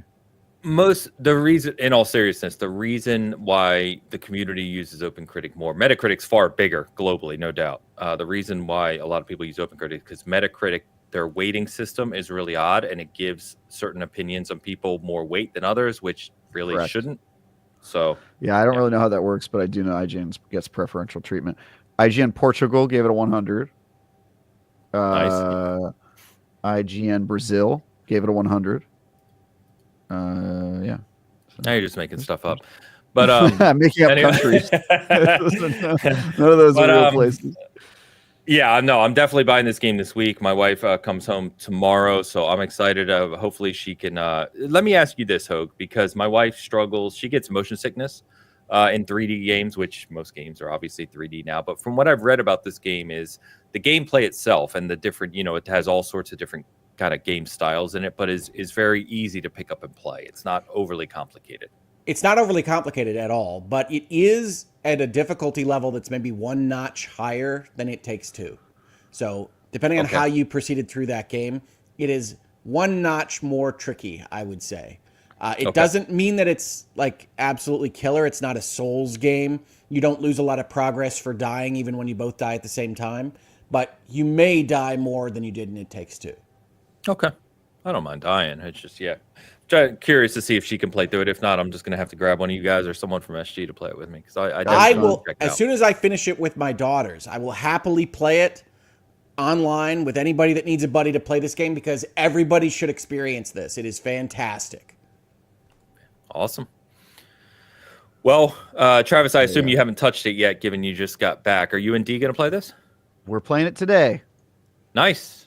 Yeah, awesome. We're playing it today. We opened it up last night and took a look at it, but I think D was too tired and wanted to play Atelier Yumia instead. So we're going to start it up today. Very excited for it. I'm surprised there's like more 7s than I thought there would be, just based on. I mean, there has to be, right? If there's 10s and the game's a 90, there's going to be a few outliers there that bring it down. That's what happens. There's nothing lower than 7 then. Really, the only thing I can even think of is it just doesn't gel with you as a game type. Like, it's primarily a platformer and a shooter, and you're looking for strategy or RPGs or whatever else. Like, that might be something that holds you back. It looks like some of the 7 out of 10s are saying, like, flawed story, which you haven't seen the full game, Hogue, so you might have criticisms later on. But, yeah, I don't know. 7 out of 10 seems harsh. There's always some 7s of like major. There's 7s at KCD too, and as I'm playing that game, I'm like, how? How? So anyway, a couple super chats real quick. Greg is back. By the way, he did say just call him Greg. That is his English name. Greg. He offers more of these Polish zlotys. PLN just flip is the N on its side. PLN is a weird currency code because we had an economy overhaul in 1994. It means Polish, hence PL, and new zloty, hence the N. $1 is around 4 Polish new zlotys. Yeah, good to know. Good to know. Thanks, Greg. Economy overhaul is always a fun phrase that I don't think there's an American equivalent of. That's just crazy, right? Yeah. Yeah, it's like, we just decided to redo the economy. You're like, do that? Perhaps we'll find out right now. Yeah, we'll see. Who knows? We'll see. No kidding. Thank you, Greg. Always appreciate you hanging out with us. And Nissa, member comment. Nissa Hauer has been a member for 20 months and writes, Split Fiction has a good take on mental health. It does. It really does. It's the take that there's no such thing. A lot of it is about storytelling and the value of creativity, and especially against human experience, without going into more details. And it really is a good take. I really think that they did a good job here. I think people, if anybody's reacting negatively to this story, it would seem to be more along the lines of some of the archness of the villains or the kind of tweeness of the millennial writing. But I think as far as those things go, as long as you can stomach that, it's really well done in the game. Cool. I'll talk about my millennials that way. As twee? Yeah. I think you understand what I mean when I talk about twee writing. I do. Yeah. Nissa, thank you so much. And shout out to Nissa, big supporter of all of our channels, as I said before. We also have Ash Axiom back in the house, gifting a membership on both sides of the house. Ash, thank you as always. Thank you, Ash. Bunch of legends around here, I tell you. Thank you so much, Ash. Okay, if I can get this off my screen, because I'm clicking the wrong buttons, as I tend to do. That's fantastic, though. I'm really excited about Split Fiction and getting into it. So I'll go pick up a copy today and try and get my wife to play it. If not, one of you is on deck to play it with me. So. Yeah. As long as we can line up the hours, I'm happy to Split Fiction Prima Nocta. A post Nocta? Yeah. Excellent. So, guys, mostly games I wanted to talk about this week. The only other game I wanted to mention and talking about was Tony Hawk 3 and 4 collection. So, grew up playing the Tony Hawk I didn't know games. this was coming. Yeah, it kind of, they had an announcement, right, that they talked about Tony Hawk coming. And so 1 and 2 apparently did quite well for the company. And so they're bringing 3 and 4, and I'm hugely pumped about it. The one thing I've heard is a negative, which just memory wise, I don't remember this clearly, but I was talking to people in the community who have said that 4, and you guys may remember, you may not, but Tony Hawk 4 is where they went open world, which allowed you to kind of skate around the world and do activities as you saw fit. And apparently what they're doing for this collection is they're basically just taking confined levels out of 4. The game itself is still structured like the older Tony Hawks, where it's like you just go to a level, have a time limit, and do your thing. So I saw some people are pretty disappointed about that. But I don't know. I don't remember that. I'm just excited to get more new Tony Hawk, quite frankly. Really, all I remember about 3 and 4 is that they were not as good. So I'm interested about this as a collection. The idea of reworking their structure doesn't offend me, because I just remember 1 and 2 where it was at, 3 and 4 were always okay, it's fine. Yeah, I think they lost a curve at some point, but there's definitely people, because I asked some questions about this week on Blue Sky of some people talking about it, and apparently Reddit, they're talking about it of 4 is where it really evolved, and they don't know if this is going to retain that. It's more of a collection than the actual style of 4. I don't know if that's a good thing or not. Again, I'm just always excited. An option to play split fiction. Without revealing anything. It at least makes the collection feel more kind of like a package, Yeah, cohesive. There's a cohesiveness to not having a separate career mode. Yep. This is not my favorite series. I didn't love the Tony Hawks even when the first one came out. And so I think it's great. He disagrees with skateboarding. They're getting games brought into this modern environment, just like the Suikoden's. I do wish that they were getting exactly the game as it existed. However, I say that with a certain amount of hypocrisy, because one thing I would have liked to have seen from the Suikoden remasters is some quality of life fixes on how items work across your party and the way that the game actually functions. It is kept exactly as I remember it, at least. And they could have fixed up a couple of things that keep popping up while I play through Suikoden. So if they can fix things in the way that you progress through Tony Hawk 4 to better match what you're progressing through in the other 3 games in the series now, and even the remaster land, I think that could be a good idea long run. But certainly when they say we're not going to do it the way that it used to be, it's not really a remaster at the same kind of level. So I understand people being disappointed with that as well. Yeah, I gotcha. Yeah. No, I really like these games. I love the 1 and 2 collection. I played it quite a bit. I've got the skate deck literally on the wall right on this corner right there. So I grew up, my brother was a big skater. I was more into bikes, but I did have a few boards. I did skate. So, I grew up with these games. I love them. So you're really waiting for that BMX XXX remaster. I was big into those games were sweet. Yeah. I will say the only thing that it hurts my enjoyment of these games in the remaster era is you'll be playing Tony Hawk Pro Skater. You're like, oh, this is great. They modernized it. It's remastered. And then all of a sudden, you get hit with ska and you're like, oh my God, these soundtracks are unbearable soundtracks that you have to... That was the weird thing about me, because that was part of the culture, was that music, right? That's and part of the games as well. Oh, dude, it definitely gives you nostalgia, but you're like, man, music was real bad during this period. The funny thing is, I loved skating and biking, in real life. All right, I did those, but I never liked that music. I was always a metalhead, so it was a weird mix of I never got into that side of it. So. Yeah. Anyway, but those are cool, and those are coming. I don't have another surprise here is that collection's coming to Game Pass. Game Passes, they're going bonkers with the investment this year. Because they own it's Activision, right? I know. I'm just saying, the offering on Game Pass early this year is pretty nuts. July 11th is when that is releasing. So basically midsummer. There is a collector's edition. You can get the favorite Travis's early access, which he loves so much. 3 days earlier. But if you don't want to, you can just play on Game Pass if you have that. Oh, I want to find out who came up with early access and killed 3 days earlier. They're cheaping out on the early access. I know. And we haven't even talked, at least not this week, with all these games coming in the next few weeks, that we get South of Midnight in a month as well. Less than a month now.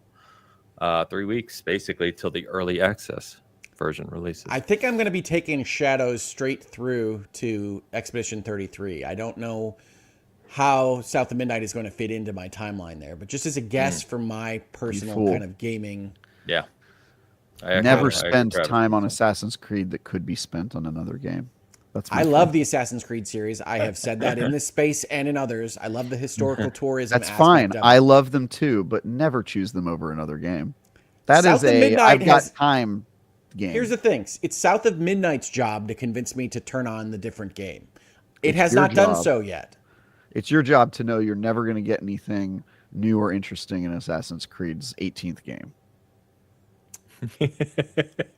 I think that sounds like prejudice. I think it sounds. You want to talk about prejudice? Let's talk about JRPGs again. Let's get back in there. No, we're moving on. You're prejudging an Assassin's Creed game you haven't played. How else can we describe this? I mean, I've played I played all of the Assassin's Creed games, so I think I'm authoritative enough. Yes, you have some Assassin's Creed friends. I get it. I know exactly what I'm getting from Assassin's Creed, but Assassin's Creed strikes me as you play it when you've got really nothing else pressing going on in your gaming world, because South of Midnight is not pressing. Assassin's Creed. I mean, I hope South of Midnight becomes pressing for people, because what I played of it really stuck with me. It really stuck. So we'll see. I am very much looking forward to Shadows. So am I. Yeah, so am I. Shadows will take me right to South of Midnight. I can't keep up. Like, trying to play Wilds in KCD 2. I'm not even going to be finished KCD 2 by the time Shadows comes out. I was going to say, I think I told you last week that I got invited to a spoiler cast for Kingdom Come, and I'm like, no, you can't wait for me on that. No. I'm going to finish it next year. Yeah, there's no way. And that's why I still have a Valve sitting here, which I was really liking for the few hours I played it. It's just there's too much. But yeah, anyway, so Tony Hawk 3 and 4 is just a hell of a first year. And then right after that, of course, once we get into April, like you said, Hogue, we then have Doom right in May as well. So Doom's following right behind that, which for me is a big one. But Doom. Yeah, crazy couple months of games. I wanted to talk real briefly. Okay, imagine Doom if it had ska. Jesus, that would be a nightmare. You remember when the Xbox used to let you put your own soundtracks on games? You could add the ska right now. I actually have some pretty good memories of playing like Perfect Dark Zero with like some bands playing from that era. Who knows what bands those were? I used to love that kind of functionality, man. That was so fun. Yeah, doing that kind of stuff. It was a more novel time. We were still experimenting, figuring out what worked and what didn't work, and apparently uploading your Zune's music library to your Xbox was part of the old situation. Didn't the Horizon games have a radio station that you could set to your Zune playlist? Oh, dude, honestly that is maybe my favorite Forza just for that reason. Like, and it would put commercials, and it would have the announcer in between your songs. It would just replace the tracks with the tracks in your music library. So well designed. I think it was because it wasn't their Zune. It was because they had like Microsoft Music or whatever. Like they had a music thing. It was called Groove. Groove. That's right. Yeah. And I think as soon as that service died, they stopped including it in Forza games, which is a real shame. Correct. Like there should be some equivalent just for Forza. They wouldn't be Microsoft if they didn't invent something, make it very cool, and then kill it the following year. I mean, that's what they do. Groove and Mixer right next to each other in the graveyard. Yep, Skype is now the next thing. Well, you got to back up Teams, right? Yeah. Every time somebody sets up a call in Teams, I'm like, oh god, all right. Teams is the better product. It's unfortunately it's like interacting with an Android user. You're like, I get it, but this is all very inconvenient for me. Good product, but I just don't want to have to deal with it. Teams is what my work uses. We're all Microsoft now. Of course, yeah. Any huge corporation is going to be on Teams, and then the startup's going to be like, "Oh my god, these guys, these old." We just moved to men. Viva Engage, which, if you don't know, was Jammer, which is essentially their Facebook internal equivalent. You have to use anyway. You have to be a Microsoft shop. That's like all the enterprises. Yeah, it happens. For security reasons, usually. We got a few news items to just touch on here. So I was sad about this one. You guys probably won't feel the same way, but Respawn. So it was announced last year that they were working on a standalone multiplayer game, which, if you know the pedigree at Respawn, should get you excited if you're an FPS fan. So I was really excited about this. Obviously some people were hoping they would go Titanfall 3, but other people were just like, hey, just make a good new IP first-person shooter because they're super talented over there. They have canceled that. And an undisclosed number of people have been laid off. Good reporting by Rebecca Valentine over at IGN on this one, and Insider Gaming as well. I know they were talking about this, of just like this was seemingly quietly canceled. There was some LinkedIn posts and other stuff that were uncovered of like, yeah, we're no longer working on this project, and I'm now looking for a job. So kind of sad to hear about this one. But again, I think that's more me probably than the two of you. In that space. No, that's a huge L. That's a huge L. I especially love the campaigns that they've made at Respawn. So, I mean, we might not ever really know the full details of what they were. Oh, we'll know. We'll find out. Yeah, we'll see. It always comes out. It just sometimes takes, a lot of time. Yeah. More importantly, and this is what Hogue really was wanting to touch on, of course, is his good buddy Neil Druckmann, who. He was talking to yesterday, I believe he said. Sorry, his hero. What did I ever do to you two? You were racist. Neil Druckmann, who previously, I will say, had, quote, there's probably one more chapter to this story, talking about Last of Us, because we got the Last of Us Season 2 trailer yesterday. For HBO. Oh, we did? Not the video game. For HBO. Season 2. Nice. Okay. I still haven't seen Season 1. Probably won't watch it. Yes, you have. You played Last of Us, right? Yeah, we went the same direction. Now you're getting to the heart of why I didn't watch the show. I mean, it's scene for scene, dialogue for dialogue, and when they go off the beaten path, it's just on a journey of its own that doesn't add to the main line very much. There are episodes that are worth seeing, but I expect Last of Us Part 2 will be even more of a difficult watch for people that have already played both games. Probably agree. Yeah, I said that actually last night watching the trailer. I don't know what Druckmann's told you, but he came out just a couple days ago and in a new quote said, don't bet on more Last of Us. This could be it, referring to the show being the end of the IP for now.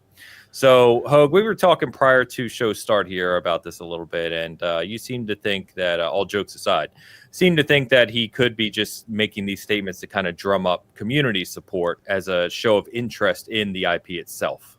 So he's in the marketing mode right now for the season coming out. And so one thing I want to say is I always have sympathy for people that have to go on the press tour and talk to a lot of different people about these things, because you don't know what quote is going to be picked up and suddenly you're in the Hollywood Reporter or whatever.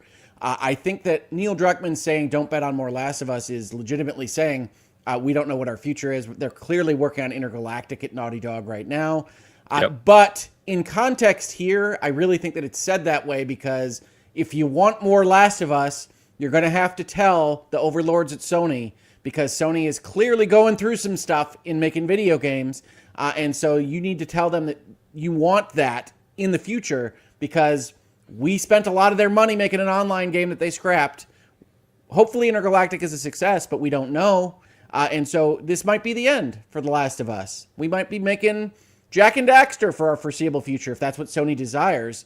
So tell them that you want more Last of Us. Watch the HBO show. It's a marketing piece more than anything else. I really don't think it should be read as this kind of analytical stance that you can look at and say Naughty Dog is not favoring making more Last of Us right now. I'd be willing to bet that if Neil Druckmann and Naughty Dog had their druthers, they would be making Last of Us Part 3 immediately. But they can't fund themselves as it stands right now because all the revenues go to parent Sony, so they have to depend on parent Sony to approve their future projects, and that's what this comment looks like to me.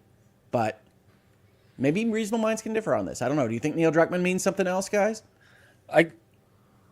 I think where I'm struggling in the thought is that we know how much Sony loves The Last of Us. We know how much they have banked on The Last of Us, right? From the remakes to the remaster to the show. The show, from what we know, apparently did very well for them, right? From an HBO perspective, it then increased sales of the game, right? Which tends to happen when these things go well. We don't have a great feel for how it's doing for Warner Brothers or Max, because we don't have a great feel for Warner Brothers or Max, including management at Warner Brothers and Max. Oh, of course. Really know exactly what's no, going but right anecdotal evidence to suggest that show. That's what I mean. Yeah, it's not like I'm sitting on data, but just it feels like it did very well, right? What was I going to say? I lost my train of thought. That you love me. And I was going to say I know. Damn it! I don't know. I completely lost my train of thought. It's okay. Sorry. We forgive you. That it would feel anyway, just given how much they've banked on the IP from Naughty Dog and PlayStation perspective, that they would have no trouble selling Part 3. The only thing that gives me pause there, as we know, is that apparently Last of Us 2 took a very long time and a lot of people and a lot of money to make. So to your point, Hogue, if they're focused on Intergalactic, they want to make that the new IP that's going to really be their next gen thing or new thing. Do they even have the resources or funding or time to make a Last of Us in parallel or post that? Post would obviously be many years away, and in parallel would seem almost impossible if they're throwing all their weight into Intergalactic, right? So yeah, we don't know what the trust level is right now, because we don't know exactly what's going on with management at Sony. But we do know that they worked on Last of Us Online. We do know that they took out the multiplayer component from their remasters to work on that. We know online was scrapped. We don't know what Neil Druckmann's position is in the board meetings with Sony. We know Naughty Dog has a history of success, but we don't know how modern Sony feels about that company. So there's just a lot going into when he says something like this. I always try to read when a management says something like this for what they're trying to achieve. But I also want to be sympathetic with, he said a lot of stuff, undoubtedly, that were not made headlines and sentences and things in various pieces of media. And I have at least some experience being in these situations where quotes get taken out of context, or if not taken out of context, elevated to a place where they really don't belong when they were said offhandedly. And so, this could be it. Is just a statement of human understanding of how the timeline works, right? We're not making it right now. We don't know what chances we'll get in the future. And also, if you want it, it would be really helpful to the powers that be for you to let them know, including by watching this show I'm here to help market. Yeah, I think that's all fair. I don't think we know. We're obviously speculating on what we feel about this. But I think that, I don't know, it'd be interesting. I could definitely see a place where they let the show run its course too, because I believe they said the second game is going to be 2 seasons, right? They're splitting it into 2 seasons. I think they've agreed to 4 seasons of this show right now, but I could be wrong. It might only be 3. We're getting 3 seasons for that second game. Oh boy. Not 3. No, 3 seasons for the show. Oh, in total. Okay, yep. Counting the first one. Sorry, I thought you meant they ordered 4 seasons, 2 seasons for the second. I was like, look, I know Last of Us 2 is bloated and the pacing's terrible, but we've ranted about that enough on this podcast. Wait until the third game comes out, and then they go, actually, we need 2 seasons for season 3 as well. 3 seasons for season 3. It's going to be in video game form. It's going to be Part 3-A. Separate discs. We shall see. I don't know. I'm more interested. LA Noire had 4 discs on the Xbox 360. You guys remember that? I still have it. 4 discs. Yeah. Did it have 4? I'm about to go over and pull it out. But you should. It has 1 for every time you get promoted to a new case structure. Okay. You get. God, I love that game. Such a good game. Such a good game, but I forgot it was 4 discs, and somebody reminded me of that, and it hit me like a truck. I was like, "Oh my god, you did have to change discs every single time." And you remember why that was, right? Because the 360 famously used DVDs, whereas the PlayStation 3 used Blu-rays, and they didn't have the same storage capacity. Yeah, and that mocap was next level.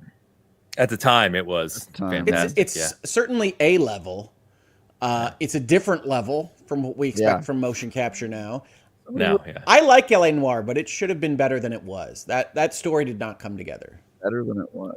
How dare you? The story did not come together in LA Noire. I will stand on that ground. I love that game. I think you have to be familiar with and appreciate the noir storytelling devices and style, because they lean really hard into the tropes and style of that. But I think it's pretty good. Yeah, I liked it. I like the city. I like the idea behind it.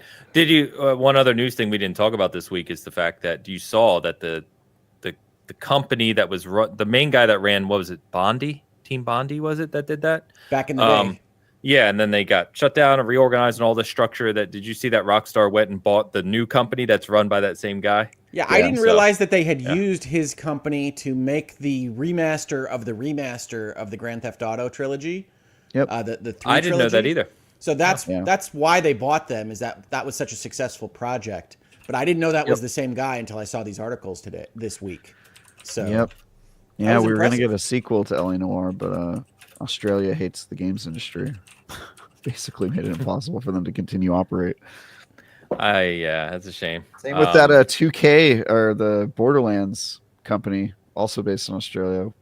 The pre-sequel. The pre-sequel. I was like, Australia, Gearbox, Australia or whatever. Gearbox. Okay. Yeah. So anyway, we'll see what happens with Naughty Dog and Druckmann and Last of Us. But yeah, if you haven't seen the trailer for season 2, came out yesterday. I'm most curious, and no spoilers. I know it's been out a few years, but still, let's not spoil the game. We won't spoil.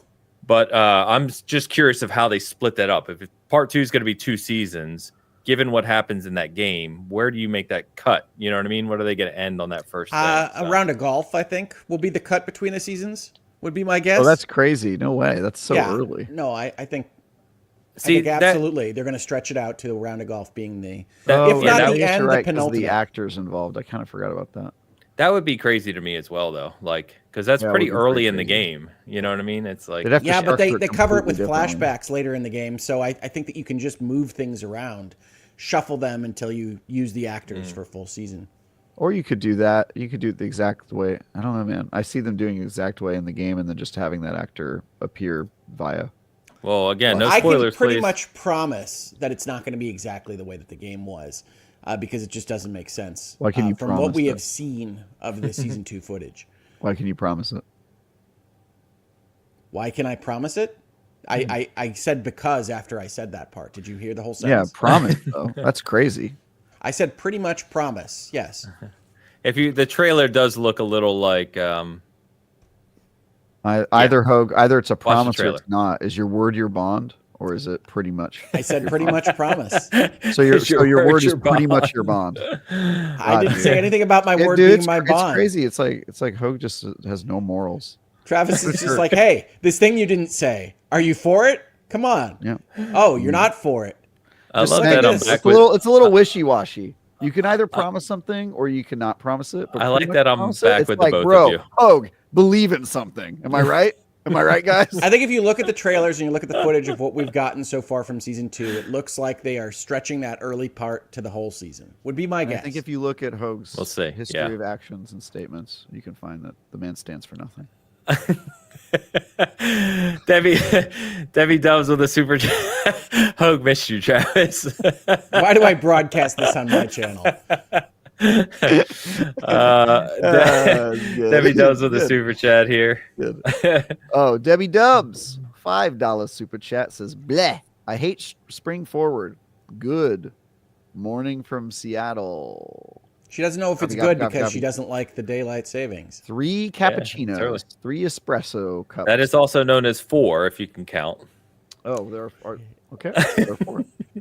Sorry, I have I have 2 tabs so I can look at the YouTube comments at the same time, and it's covering up one of the coffee cups. So I like you said you have 2 tabs like an X, like they just cross each other. They're intersecting with each other. They're over each other. Man. So I don't Debbie, thank you and good morning. Like you guys, some of us run the show off of a laptop like absolute goblins. That is insane. If you saw my setup, one of these days I'm going to turn this camera around and show you how I do this, and you guys are going to be like, "You've shown us."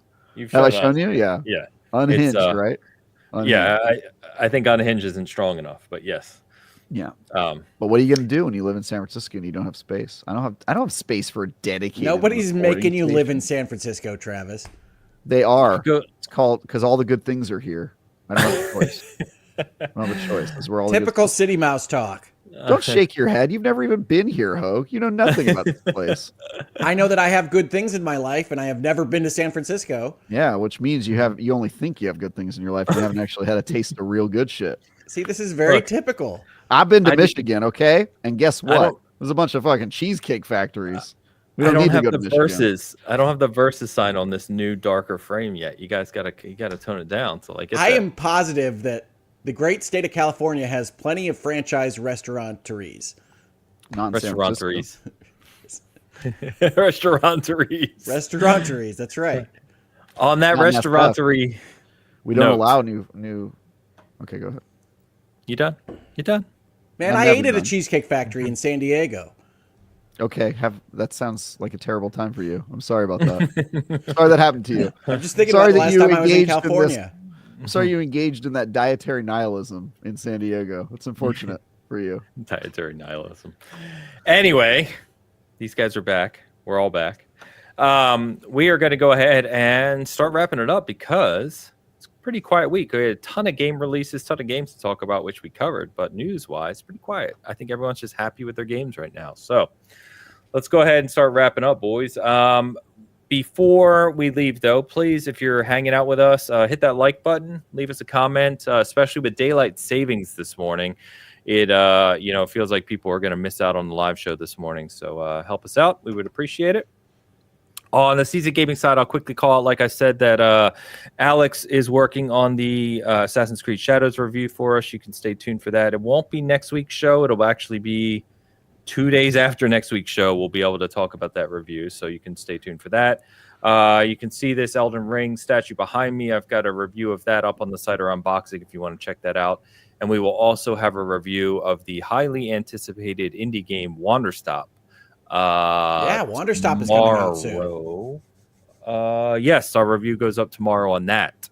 So keep an eye from that from Lewis. He's very excited to share that review as well. So a lot of good coverage we've been doing lately. I am really excited to play Wanderstop. Yeah, so obviously I can't say any more, but look for the reviews tomorrow. All right. For those that don't know, that's Stanley Parable guy. I forget his name and I apologize, but that's actually what he goes narrative. by. Stanley Parable guy. Yeah. Fantastic.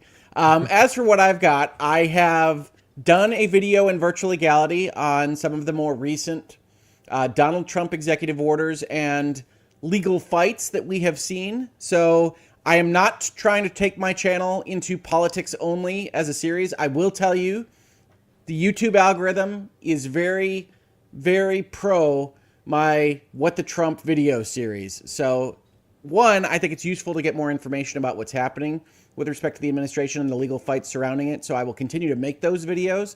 But two, y'all are making it hard on me if you don't watch my Genshin Impact videos or you don't see my other stuff like Bitcast here in turning the channel into just making those kinds of videos. I don't want to do that. I'm not going to do that. But it's what YouTube likes the most by far right now. So if you're interested in that, check it out in virtual legality. It's on my channel. I didn't do a Hangouts and Headlines this week because I am trying to be more aware of my energy level and my workload and not just drop off the face of the earth for weeks at a time. So there wasn't a Hangouts and Headlines. There might be one this coming week. There probably will be a virtual legality this coming week. But I appreciate everybody that's in the space and watching my stuff, whether you're interested in video games, Blake Lively and Justin Baldoni. Apparently Donald Trump is in the mix now. Whatever it is that you like about my channel, keep liking it, keep coming and checking it out. I really appreciate all of you. That's what I'm doing. There you go.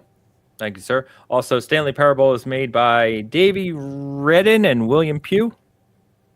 That's what it says anyway. Okay. Google. That's Davey is the Stanley Parable guy. He also did one that was like about his deep disaffection with work life that I can't remember the name of. Okay. Fair enough. Travis, getting back into the swing of things, back in the United States. How we doing? What you working on? Yeah, so I was supposed to hop onto a review as soon as I got back in the States, but while I was in Japan, the game I was going to review got delayed yet again. That's right. It's the Shire Hobbit cozy game. Yeah, the Shire, yeah. While I was gone. So not doing that. But luckily, I've got plenty to work on in the preview world because GDC's coming up, and I'm already doing a bunch of coverage for that. There's already plenty of things I can't talk about, including games we talked about on the show that I just didn't say anything about.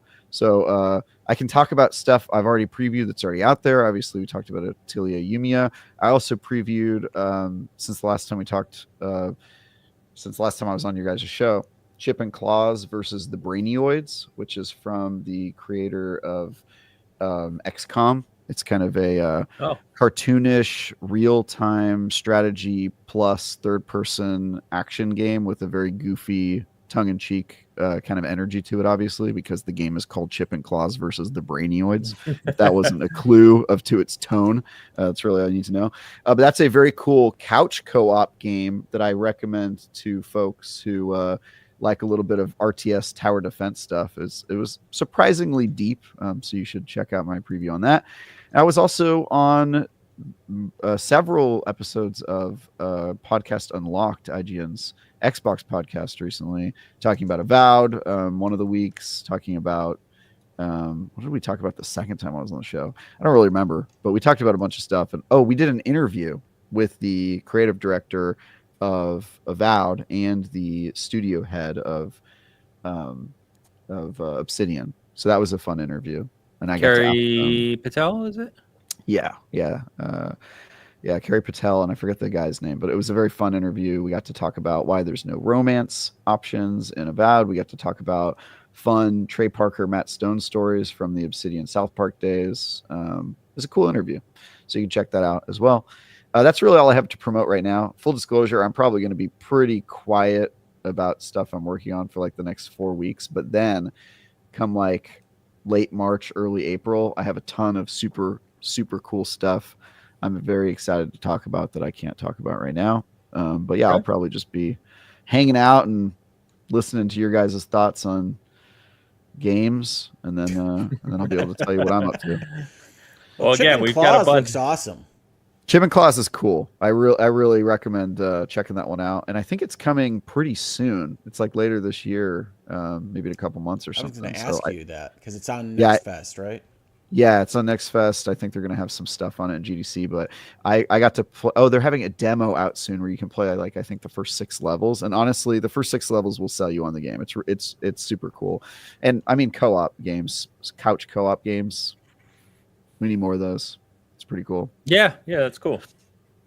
All right, fantastic. Yeah, I mean, it's not like we're going to be short of games to talk about. We are flooded with them, which is awesome. So we'll talk. We'll be talking about that in the coming weeks. Obviously, next week we can talk about Wonderstop, and then we've got Shadows, which is, again, we've talked about it here. It's going to be a big release for Ubisoft. There's a lot of focus on this one. They're counting on it. See. Yeah. So it'll be big. I just don't know if it'll be big enough for them. What do they need? 80 billion? What's it got to hit? They need every person in the world to buy a copy. That's right. They need that Monster Hunter Wilds money. Yeah. I think 8 million is what the Viking one did, right? Valhalla. Was it 8 million copies? The Viking like that, one. pretty early on. But that's over a period, right? Wilds did 8 million in 3 days. I want to say 8 million was like the first couple months, or there was some like number. I think there was an 8 in it. I just remember it was like a pretty that was the best selling Assassin's Creed game, right? It's the most profitable Assassin's Creed game we've had. Yes, it hit $1 billion in revenue and this is a year after release. This is the Japanese samurai one that people have been asking about for a decade. So it's I think it's going to be very big. I just hope the game's good. I don't care how much it sells. It'll be good. It'll be good. I mean, if you like Ubisoft games, you should care about how much it sells. I mean, but I mean, remember, I previewed this, right? I sat with the producer. I told people last June this game looks amazing, and they've delayed it twice. It's almost a year since I saw it now, releasing in late March. I really do believe it's going to be very good. Cool. So, yeah, hopefully. All right, boys. Well, everyone, thank you for hanging out with us, especially in the very early morning this week with the time change in the U.S. here. So thank you everywhere around the world. And always appreciate the support. Enjoy all these amazing games that we find ourselves swamped with right now. And we will be back to our normal cadence, time, and crew next Sunday. We will see you then. Peace. Play Split Fiction.